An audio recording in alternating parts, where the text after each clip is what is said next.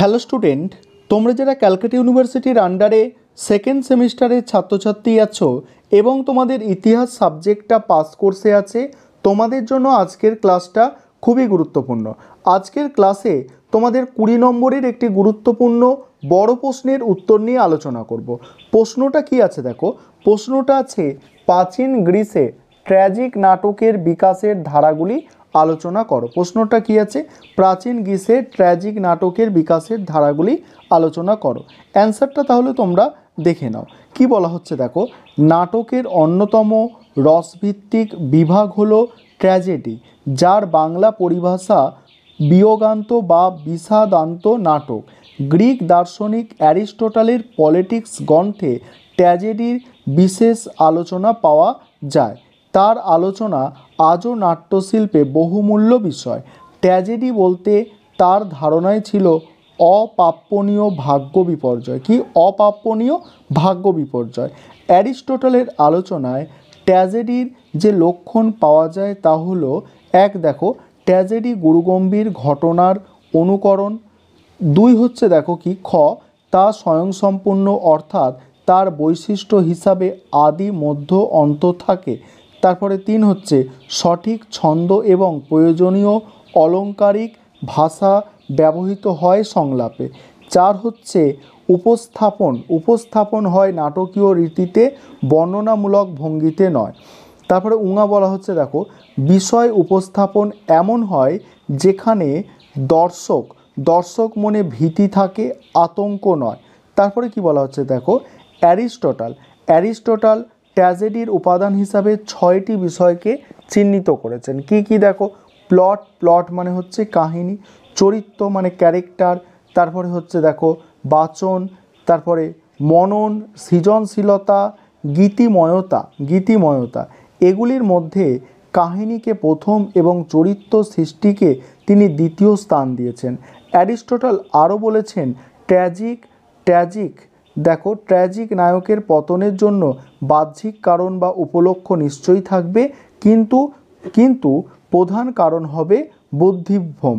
তারপরে দেখো পরের পেজে কি বলা হচ্ছে দেখো, প্রাচীন গ্রিক নাটকের নির্মাণ রীতিতে 5টি বিভাগ ছিল। প্রথম ভাগে থাকতো প্রোলগ, দ্বিতীয় ভাগে থাকতো প্যারোড, তৃতীয় ভাগে এপিসোডিয়া, চতুর্থ ভাগে টাসিমা এবং পঞ্চম ভাগে এক্সোডাস। সব মিলিয়ে প্রাধান্য ছিল কোরাস বা সমবেত গীতির। প্রাচীন গ্রিক ট্র্যাজেডি বা বিয়োগান্ত নাট্যকারদের সংখ্যা ছিল প্রায় 150, যার মধ্যে মাত্র 3 জন নাট্যকারের 33টি নাটক পাওয়া গেছে। এরা হলেন স্কাইলাস, সফোক্লিস এবং দেখো ইউরিপিডিস। তারপরে দেখো গ্রিক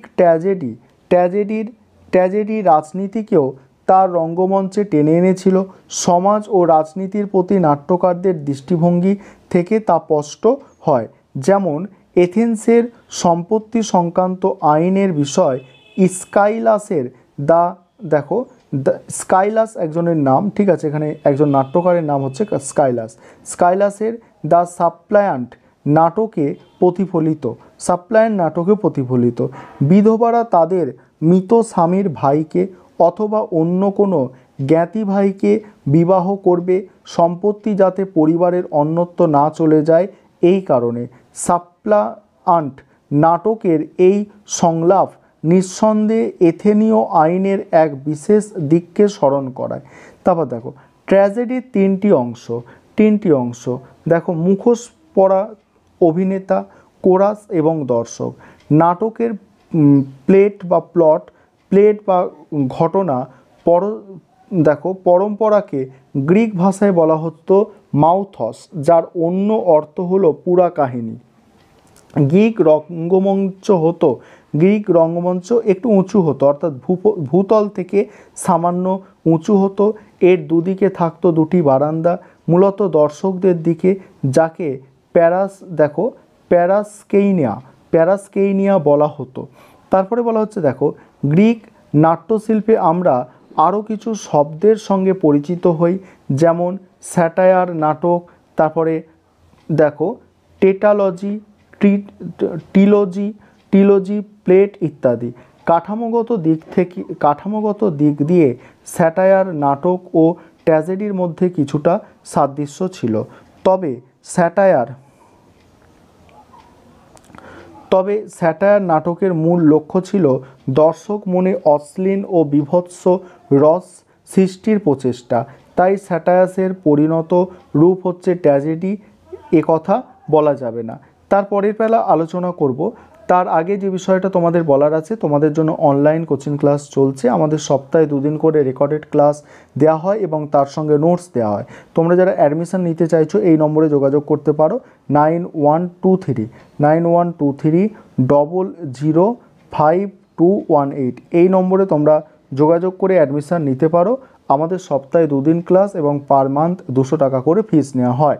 তারপরে পার্টটা দেখো, স্কাইলাসের ট্র্যাজেডির পাত্রপাত্রীরা হলেন গ্রিক দেবদেবী, আর তার নাট্যকাহিনী হলো দেবতা ও মানুষের কাহিনী।